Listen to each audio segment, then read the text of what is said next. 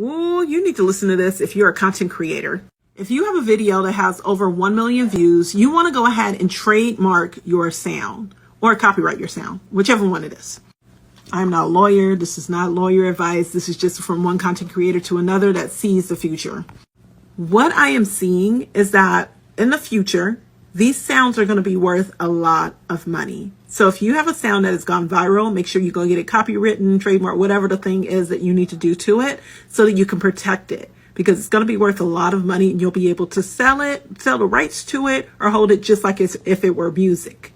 I think there's going to be royalty checks. There's going to be a lot of things that you'll be able to do with your sounds and with your content. So make sure you're protecting it if you are getting a ton of views. Well, Jessica, why are you saying that?